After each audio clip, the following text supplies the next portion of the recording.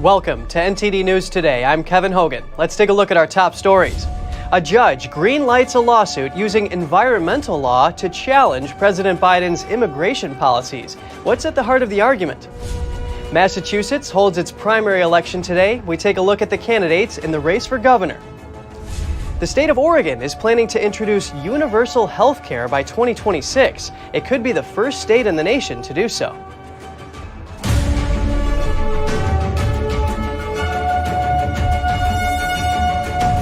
A Trump-appointed D.C. judge is allowing a lawsuit to use environmental law against Biden immigration policies. NTD's Jessica Beatty has more on the unusual case. The lawsuit relies on the National Environmental Policy Act, or NEPA, to challenge Biden's actions on illegal immigration. One plaintiff is a cattle rancher in Arizona. The complaint says after Biden took office, the rancher saw illegal crossings on his land increase by 8 or 9 times from what it was before. He says the border jumpers degrade his land and leave behind trash or even bury drugs and guns. The environmental law was signed by former President Richard Nixon. It was a milestone in protecting nature from damage by the federal government. The complaint argues if NEPA should apply to any government policy, it should be to federal policies that induce population growth. Attorney Julie Axelrod from the Center for Immigration Studies filed the complaint. In an article about the ruling, she said the case will proceed to litigate the merits of whether the Biden administration's actions on immigration have had significant environmental impacts, and if those impacts have been felt by the plaintiffs. Meanwhile, Chicago Mayor Lori Lightfoot is frustrated with Texas Governor Greg Abbott for busing illegal immigrants to her city. 50 people arrived in Chicago Sunday after more than 95 arrived earlier. Lightfoot, a Democrat, said officials are working with nonprofits to provide a real welcome, but she's frustrated by what she described as a lack of coordination. There could be a level of coordination and cooperation, but he chooses to do none of those things. We have yet to hear from anybody in an official capacity from Texas. That's unacceptable. Texas started busing illegal immigrants to Washington, D.C. in April, later adding New York City and Chicago. All three are so-called sanctuary cities. They limit or forbid cooperation with immigration authorities. Governor Abbott said he'll continue busing illegal immigrants to sanctuary cities until the federal government secures the border. Jessica Beatty, NTD News. There is a primary election in Massachusetts today, so we're taking a closer look at the Bay State's race for governor. NTD's Jeremy Sandberg has more on the candidates.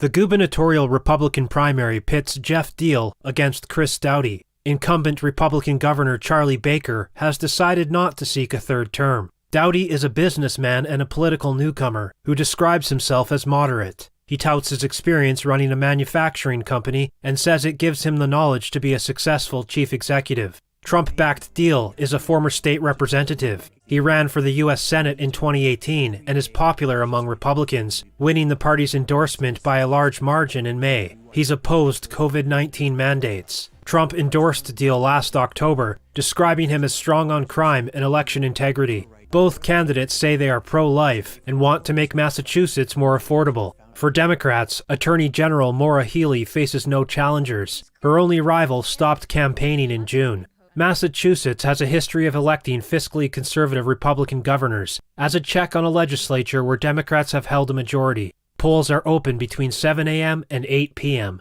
Jeremy Sandberg, NTD News.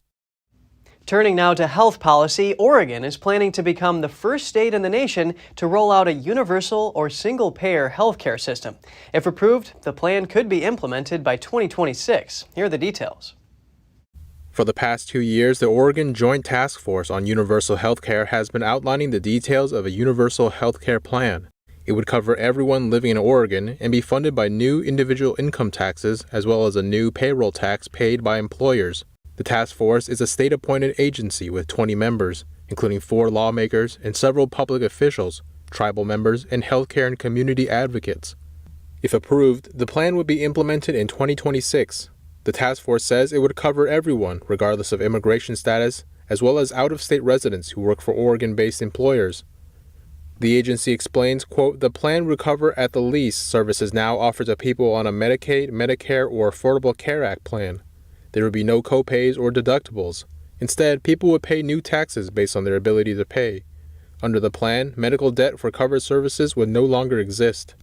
Oregonians would pay more taxes to fund the program, with higher earners expecting to pay as much as 15%. Private sector and government employees would pay a payroll tax of between 7.25% and 11%. The Healthcare Task Force will submit its final recommendations to state lawmakers by September 30th. From there, lawmakers would need to decide whether to move forward. And if they approve, the proposal would then likely go to the voters. The chairman of the task force, Dr. Bruce Goldberg, said, quote, "I think there are a number of legislators who have been very interested and who will be champions for it." President Biden yesterday visited two key swing states that he hopes will turn out in force for his party in November. In a Labor Day speech to union members, he spoke about so-called Maga Republicans.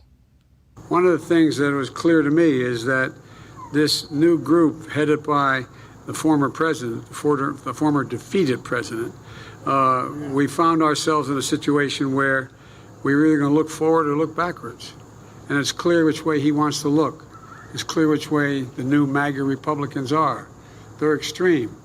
It was the second time Biden visited Pennsylvania in less than a week. Trump said in an earlier speech, also in Pennsylvania, that Biden is vilifying at least 75 million Americans. Biden and Trump have both passed through the state recently to support candidates in upcoming elections. Labor Day is the unofficial start of fall and also traditionally starts a political busy season where campaigns work to excite voters for Election Day. That's when control of the House and Senate, as well as some of the country's top governorships, will be decided.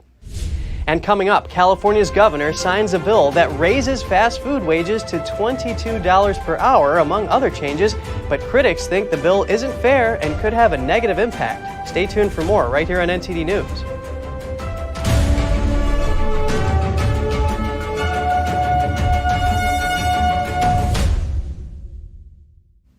A wildfire on Fairview Avenue in the county of Hammett, California, spread to 2,000 acres, killing 2 people and injuring another.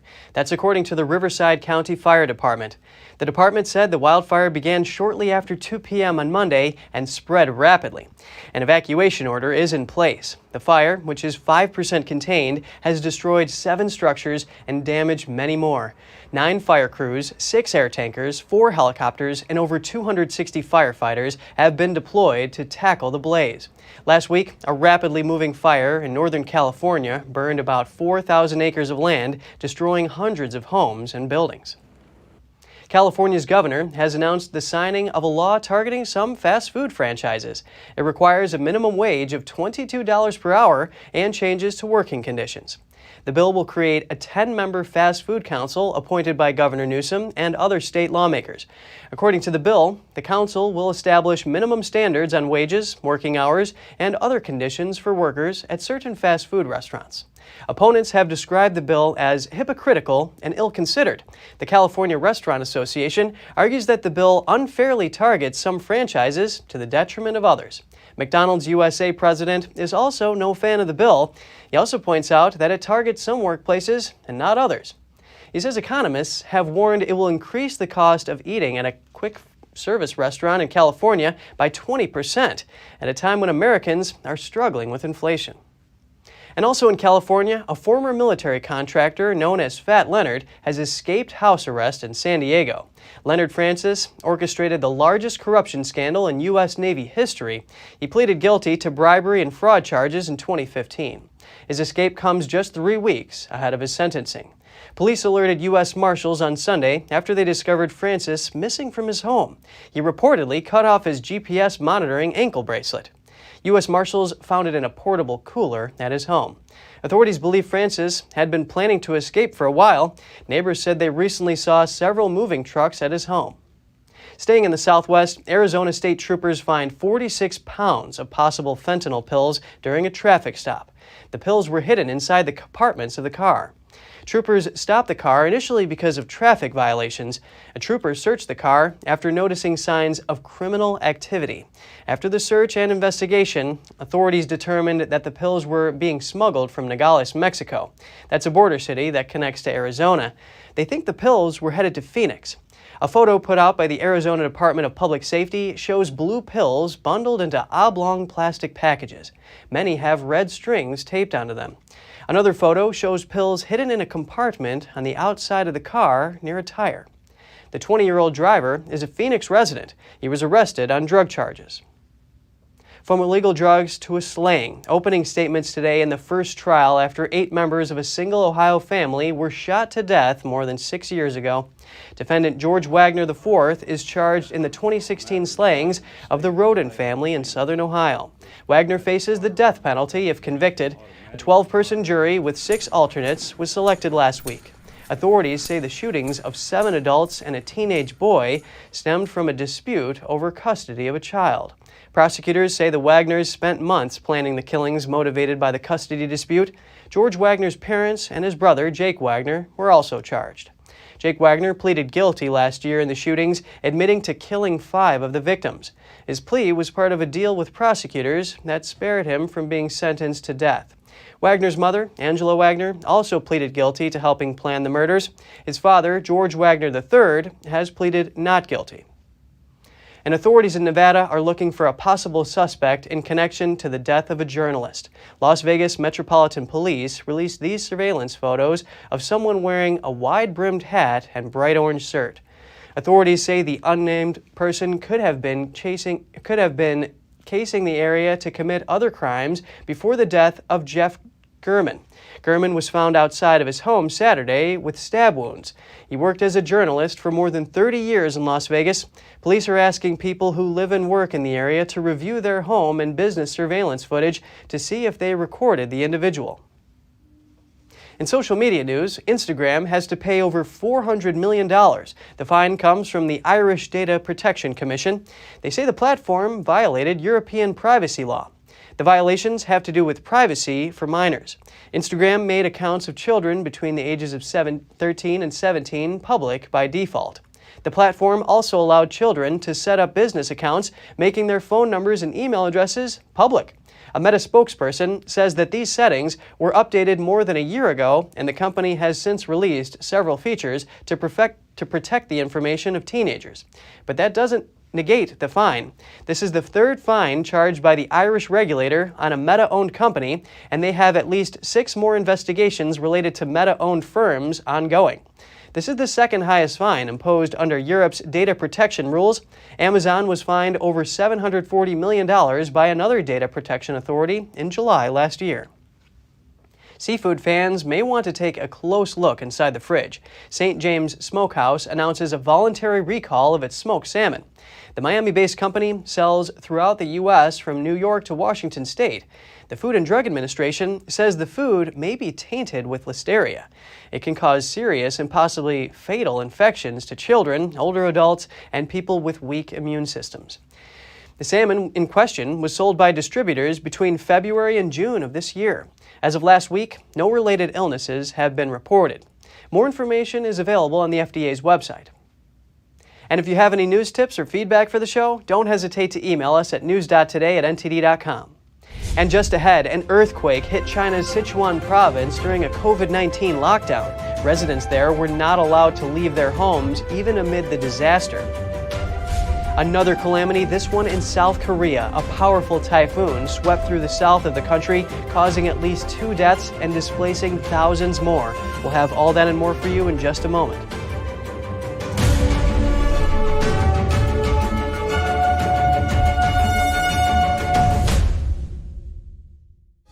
An unbelievable 9/11 hero story. It was a one-way mission. Fighter pilot Heather Penny was sent to take down a hijacked plane, Ramming our jets into the airliner.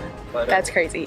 Honestly, I don't believe it. Gives you shivers. The Flight 93 met with a different fate. Learn why their bravery is still her biggest inspiration. What the passengers on 93 did that day gives me hope. This week on The Nation Speaks.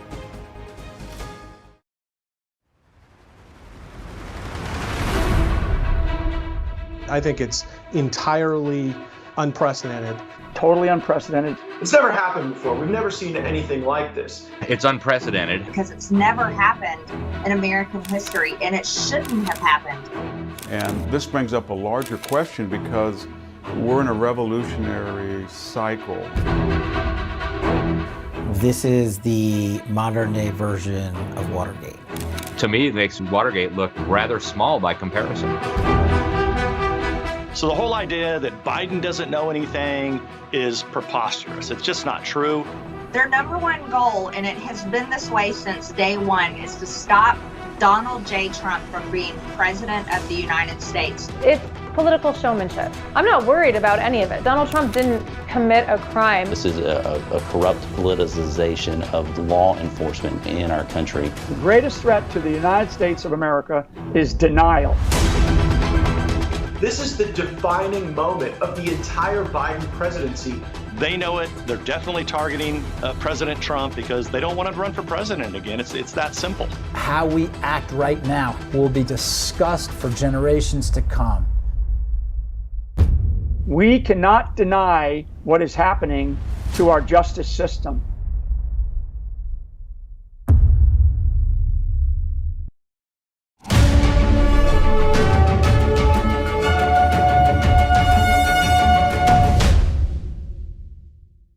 Welcome back. The U.S. Department of Justice has indicted 2 naturalized citizens of the Marshall Islands on money laundering and bribery charges. The 2 citizens, Carrie Yan and Gina Zhou, sought to establish a mini-state in the Pacific country. To accomplish this, according to the indictment, the 2 paid tens of thousands of dollars in bribes to officials from the Marshall Islands starting in 2016. Opponents argued that the autonomous state could have become a haven for money laundering and could have fallen under Beijing's control. Yan and Zhou also used a New York-based NGO to set up meetings with officials in the Marshall Islands. The organization has ties to both the United Nations and Beijing. If convicted, the defendants face up to 20 years in prison for committing or conspiring to commit a money laundering crime. The biggest Taiwan arms sale under President Biden coming in at $1.1 billion. But can Washington deliver the weapons in time? NTD's Tiffany Meyer has more on that. Welcome to China in Focus. I'm Tiffany Meyer. Washington is shoring up Taiwan's defense. The State Department approved a $1.1 billion arms sale to the island on Friday and is waiting for Congress's approval.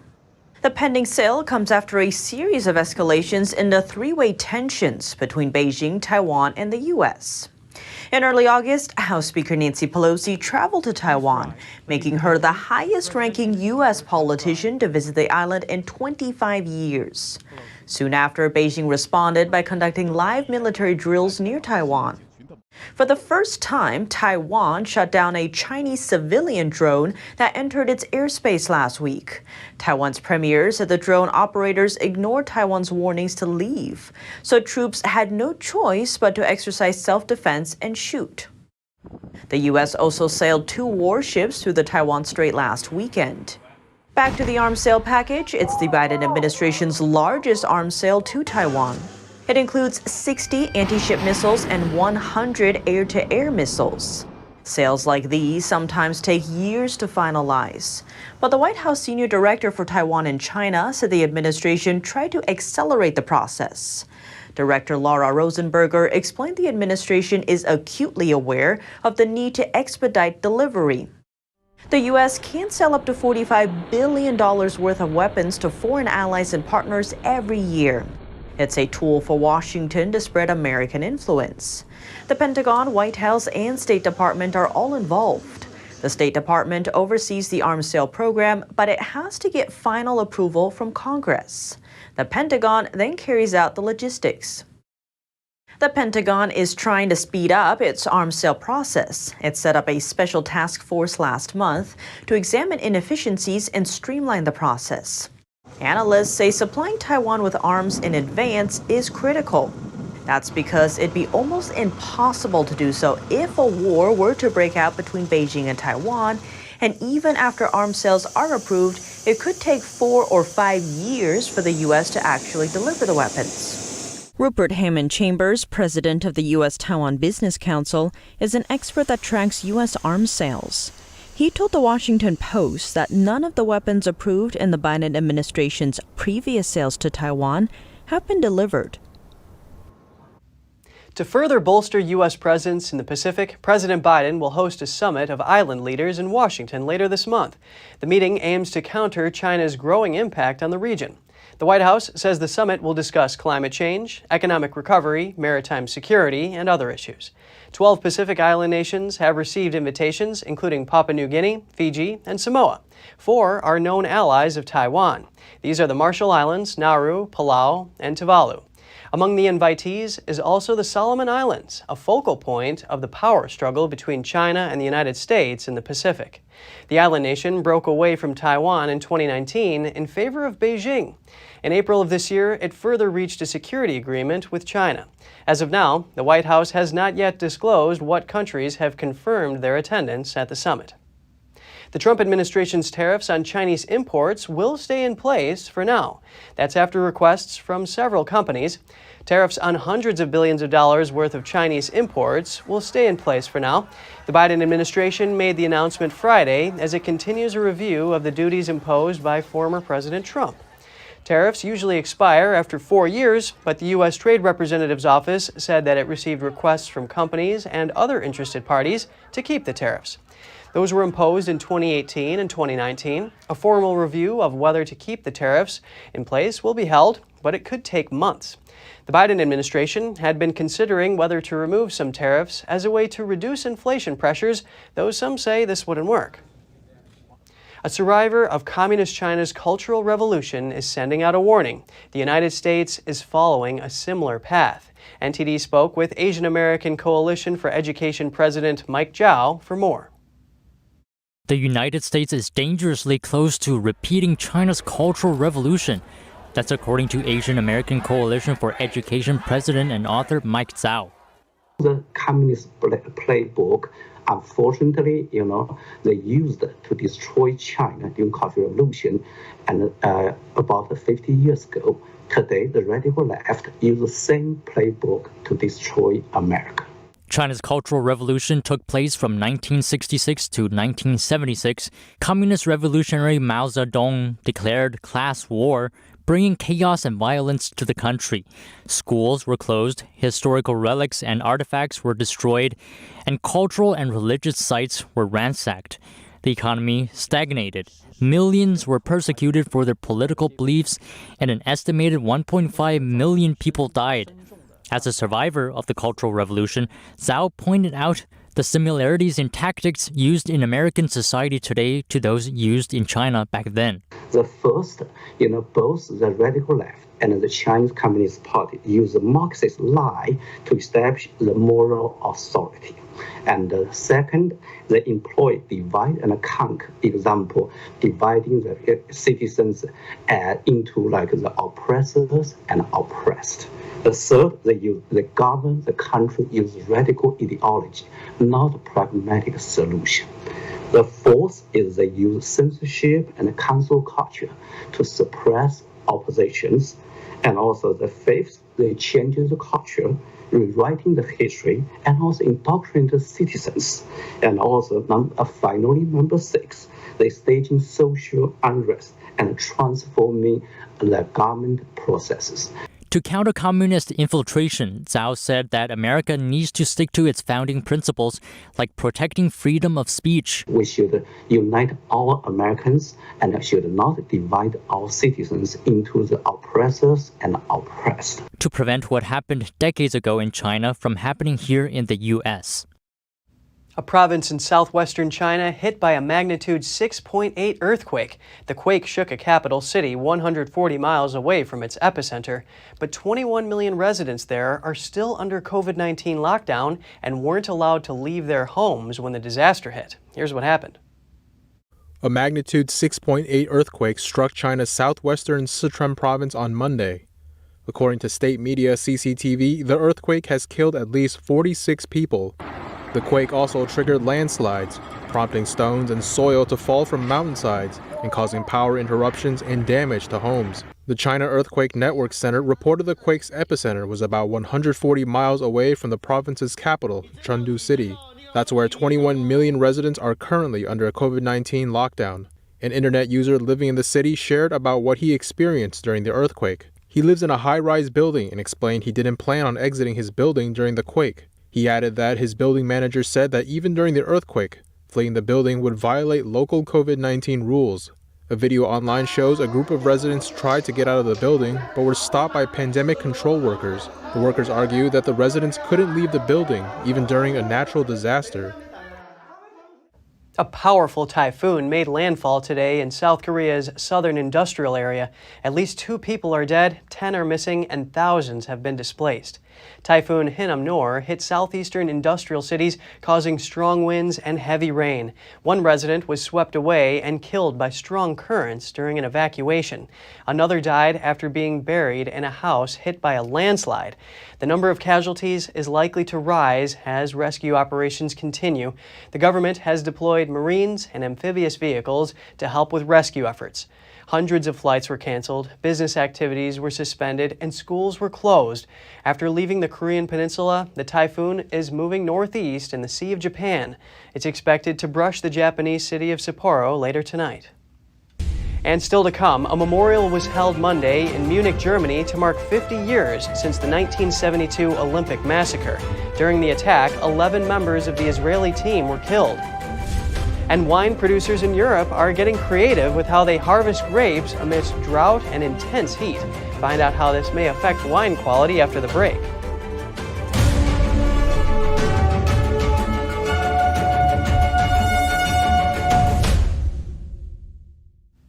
Boris Johnson bowed out as British Prime Minister today, ending a tumultuous 3 years in office and leaving his successor Liz Truss a daunting list of problems to tackle. Well, this is it, folks. Boris Johnson bowed out as Britain's Prime Minister on Tuesday, ending a tumultuous 3 years in office. He's leaving his successor, Liz Truss, a daunting list of problems to tackle, including a looming lengthy recession and an energy crisis that threatens the finances of millions of households and businesses. Johnson was forced out of office by his own Conservative Party over a series of scandals. However, he urged the country to come together and back his successor in a typically bombastic speech where he compared himself to a Roman dictator. And like Cincinnatus, I am returning to my plough. And I will be offering this government nothing but the most fervent support. Truss will be the 4th Conservative Prime Minister in 6 years. On Tuesday morning, she flew to northeastern Scotland to meet Queen Elizabeth to be formally appointed as the Prime Minister. Truss has promised to take, quote, bold action to get the country through the tough times, including by cutting taxes. That's despite warnings that it will exacerbate Britain's inflation rate at 10.1%, which is already the highest of any leading economy. Looking ahead, Truss has said she will appoint a strong cabinet, but she'll have to work hard to win over backers of her rival, former Finance Minister Rishi Sunak. She won 57% of votes in a bitterly fought leadership contest compared to Sunak's 43%. A comfortable margin, but not as overwhelming as some polls had suggested. Half a century ago, a bloody terrorist attack marred the Summer Olympics in Munich. 11 members of the Israeli team were killed by terrorists, marking one of the darkest chapters in Olympic history. In the early morning of September 5th, 1972, a group of terrorists attacked the poorly secured athletes' village in Munich. In the middle of the night, hooded Arabs, terrorists of Black September, raid the dormitory housing the Israeli athletes.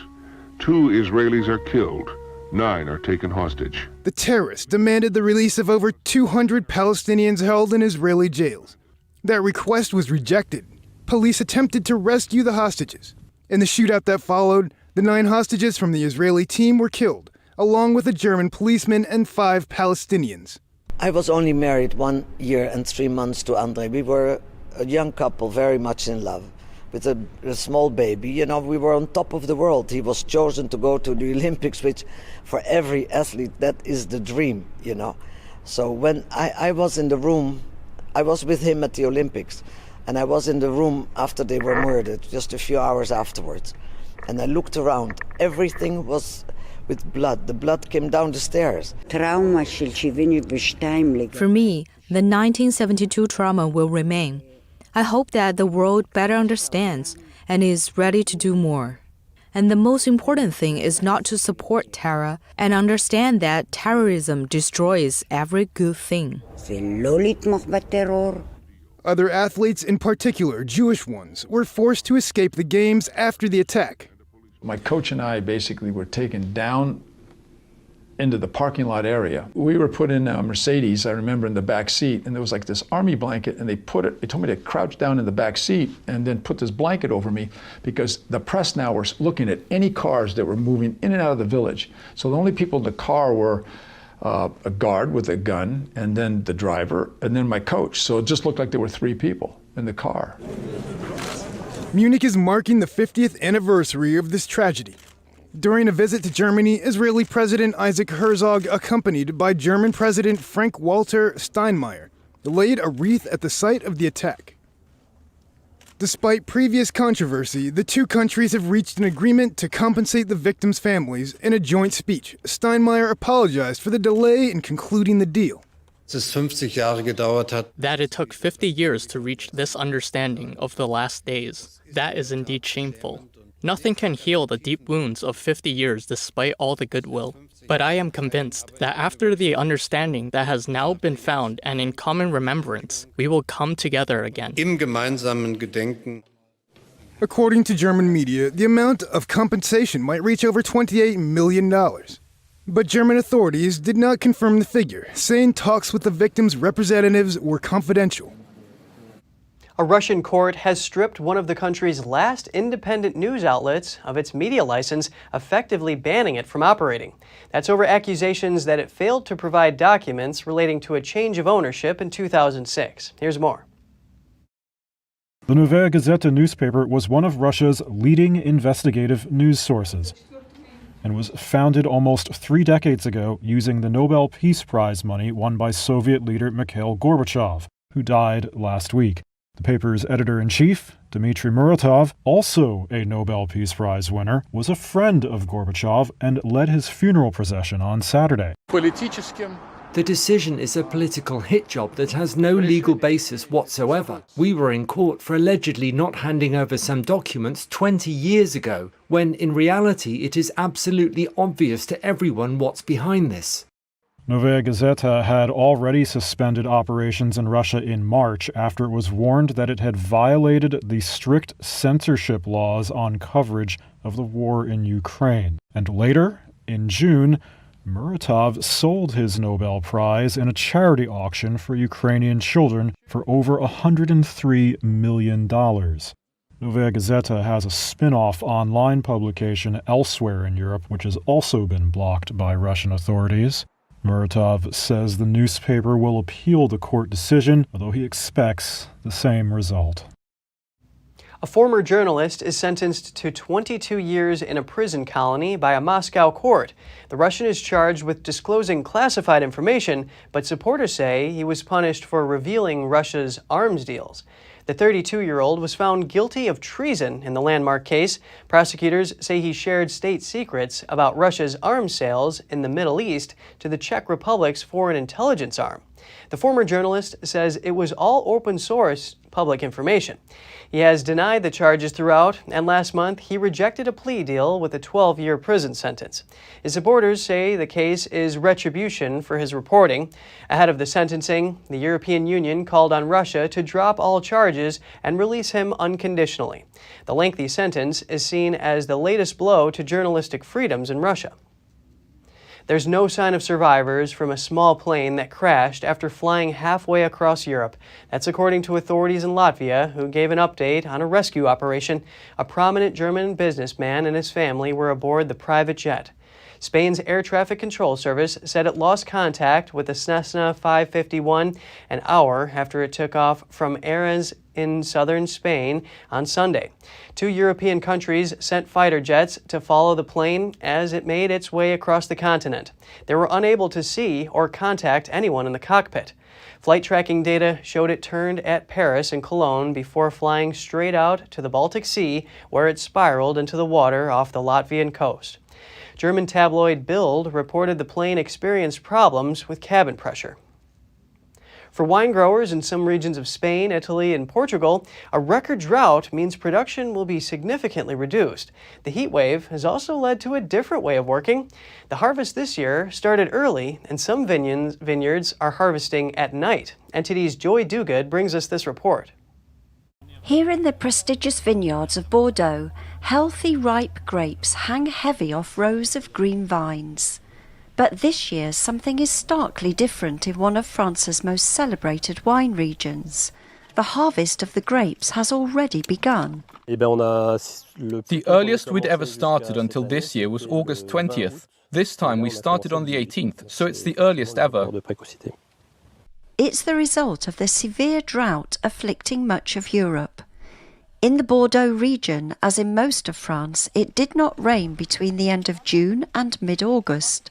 But the season of heat waves produced excellent grapes. Fabienne Tetjen is the technical director of Chateau Smith Haute Lafitte, an estate south of Bordeaux. When I turn back to my 10 or 15 last years, the number of grape vintage we did, we never do so many great wines.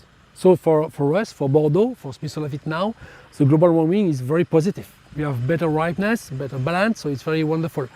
But if you turn to the future, and if you increase the temperature with 1 degree more, perhaps we will lose a part of the freshness and the balance of the wine. Experts say this year's vintage may be better than ever because the grapes are healthy and well balanced. The hot, dry weather also prevented the vines from getting diseases such as mildew. Tetjen says he believes that yields may be 15 to 20% lower in the broader region, mostly due to smaller grapes and the fact that some were burned by the sun in specific areas. But he is adamant that it won't affect the wine's quality. Achieving such a harvest required creative changes in growing techniques. Before, vintners used to give vines a shape that allowed the grapes to get the maximum amount of sun so that they produced more sugar, which converts into alcohol. This year they tended not to prune as much to let leaves protect the grapes. Among other techniques, vintners may reduce the density of their plots to require less water or work the soil to better conserve moisture deep down. Experts are also considering whether planting new grape varieties could be relevant. Further south in Europe, harvesters also started weeks earlier than normal to save shrivelling and scorched grapes. A number of Spanish vineyards, such as this one in Madrid region, have switched to nighttime grape picking to avoid working in the sweltering heat. It is much better to work at night. It is not as hot. There are no bugs. You work more comfortably. Yes, we appreciate it. At this moment, it is impossible to work during the day. We would be grilled. But there are other advantages too. The main reason is so people can work in optimal conditions. There are benefits for the grapes too, clearly, because the cooler the grapes are when they get to the cellar, the less we have to bring the temperatures down to control it. We all benefit. Joy Duguid, NTD News. If you have any news tips or feedback for the show, don't hesitate to email us at news.today@ntd.com. And coming up, startups are showing off their ideas at Europe's largest consumer electronics event, including a new way to fend off allergies and a collar to monitor your dog's health. At a festival in Armenia, visitors learn how to open champagne with a sword and attend a sommelier masterclass. They're celebrating all things wine in a region where winemaking dates back millennia. Stay tuned for more right here on NTD News.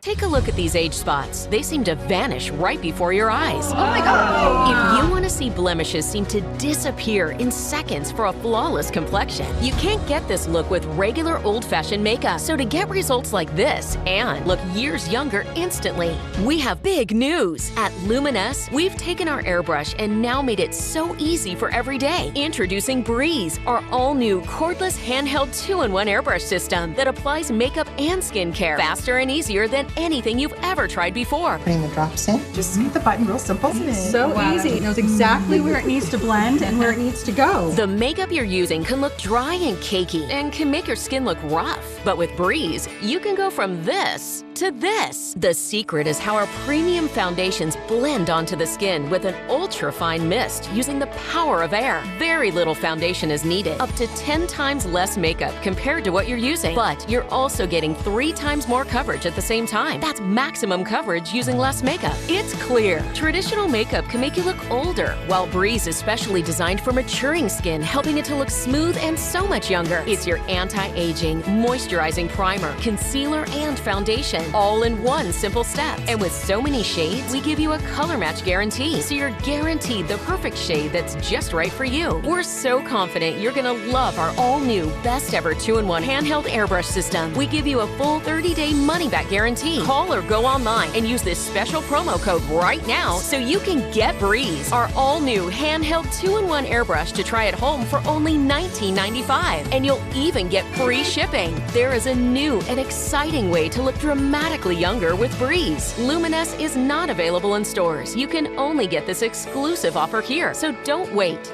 Order your new cordless handheld Breeze now. Call 800-451-9044 or go to getbreeze.com. Order now.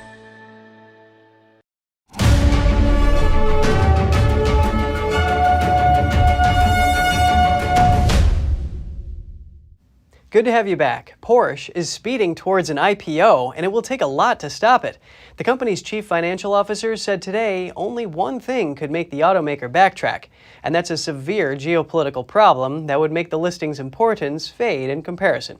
Porsche's parent company, Volkswagen, triggered a share sale for the sports car brand late yesterday.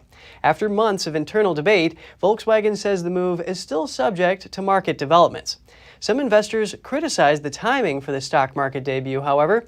They are worried about a downward spiral of European shares, record high inflation, and Russia stopping the gas supply to Europe. But the CEO of Porsche says the listing could be positive for capital markets with few current potential investments. A collection of startups is showcasing the latest gadgets and innovations at Berlin's IFA Consumer Electronics Fair. NTD's Andrew Thomas has the details on the new products. Where is the nearest train station, please? Non-German speakers at the IFA Consumer Electronics Show don't need to worry, as long as they have Pocket Talk's new mobile app. It's a subscription-based service that translates conversations in more than 82 languages. Users speak into the smartphone, which then plays audio translation and displays a written translation. We have had customers from around the world, everybody from healthcare professionals to people working in logistics to people who are traveling to the middle of Afghanistan on rescue missions for helping people there. We didn't realize how many applications there were to this until we started to sell it. And for pet owners, Invoxia's smart waterproof dog collar monitors health metrics, activity, location, and more.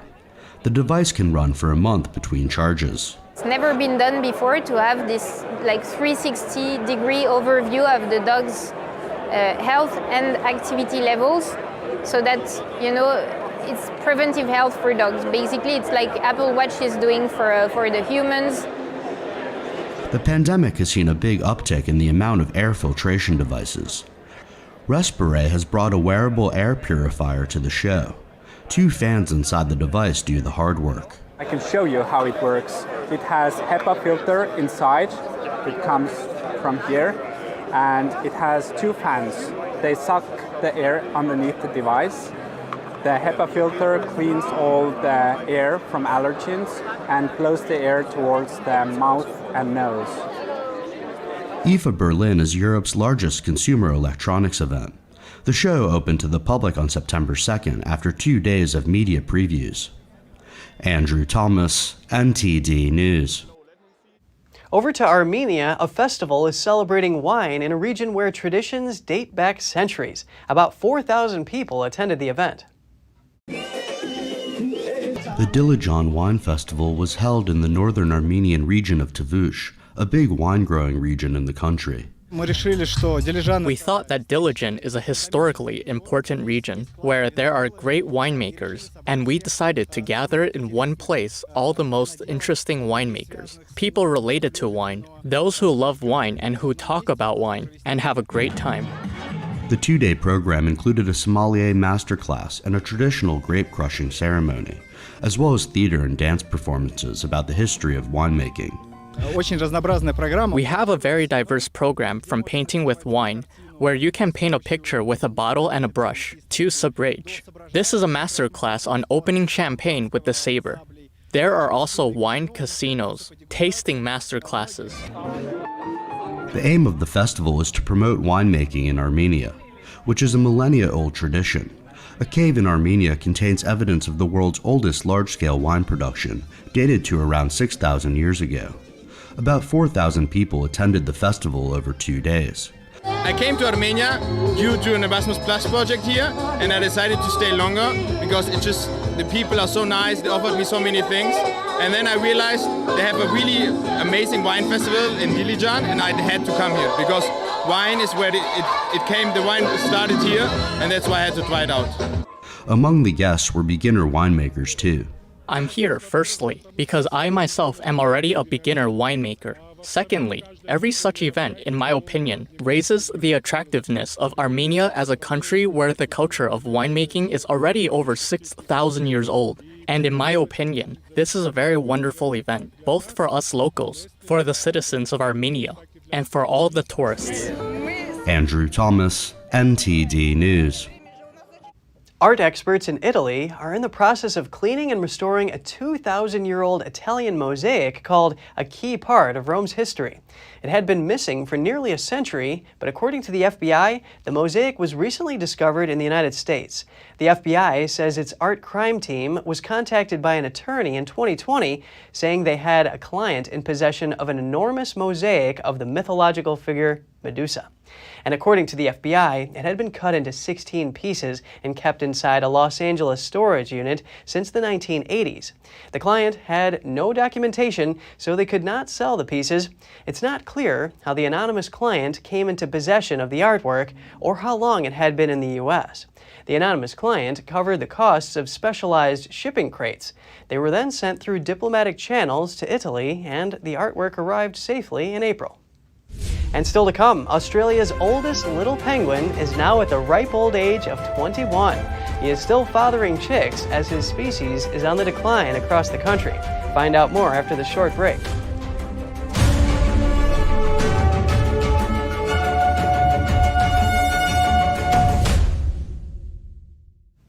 SpaceX launched its 40th mission of the year and set a record for the number of rockets launched in a calendar year. Last year, it launched 31 missions, including crewed flights to the International Space Station. The Falcon 9 rocket carried 51 Starlink satellites and spaceflight's Sherpa LTC. It's an orbital transfer vehicle sent into low Earth orbit. Starlink is a space-based system that SpaceX is building to bring internet access to underserved areas of the world. Following stage separation, the first stage returned to Earth and landed on the unusually named Just Read the Instructions drone ship in the Atlantic Ocean. An Australian little penguin is still parenting his chicks at the age of 21. This aging father is taking on a critical role in caring for his chicks. Most Australian little penguins live to the age of 6 years old. This special penguin dad is named Gordon, and he's the oldest of his species across the country. He now thrives at the Adelaide Zoo in South Australia. Despite suffering from cataracts and arthritis, he still leads an energetic life.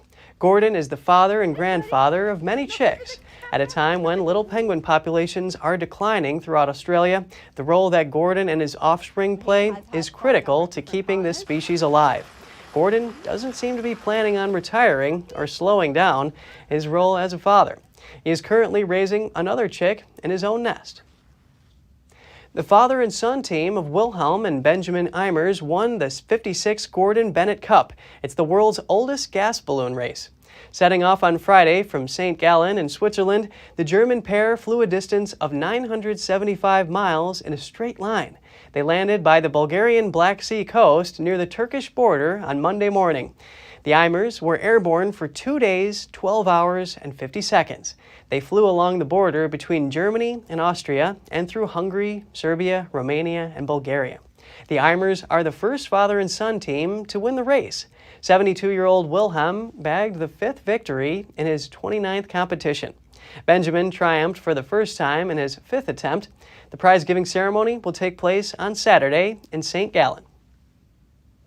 When it's time to get going for the day, most of us rely on that early morning brew, coffee. But is this the best way to start our day? Here's Gina Marie, who brings us Strong Mind and Body.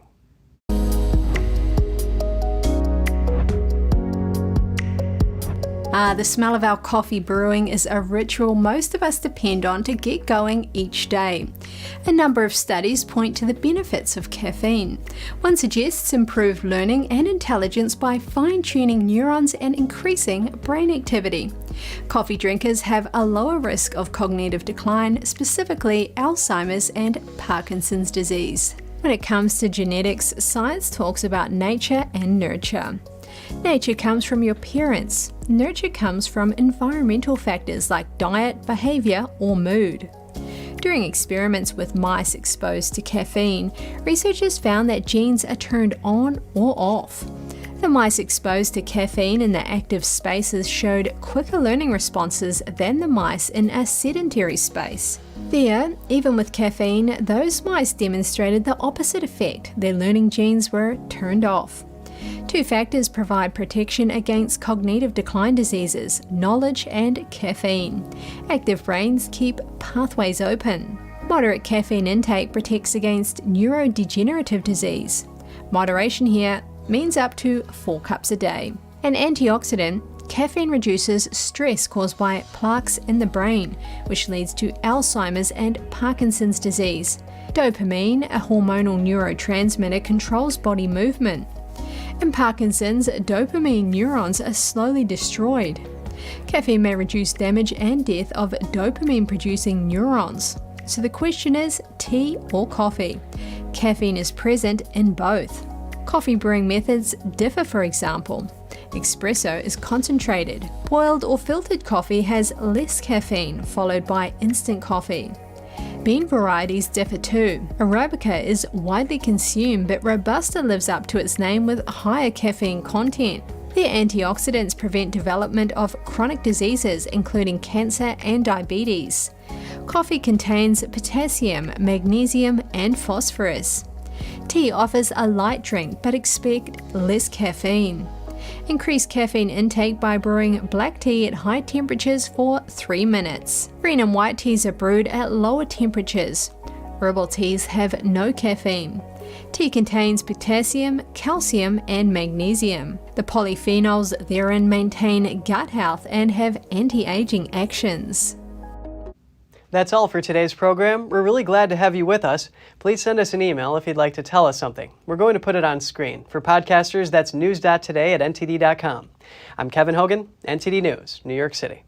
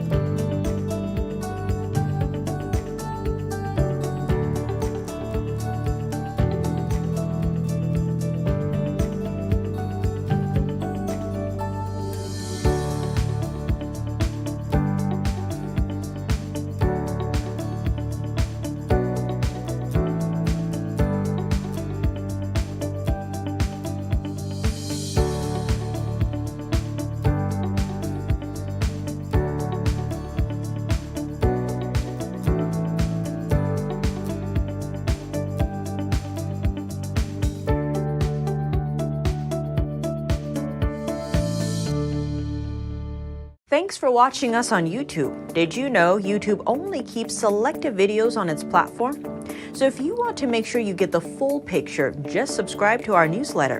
Go to newsletter.ntd.com and sign up. It's free.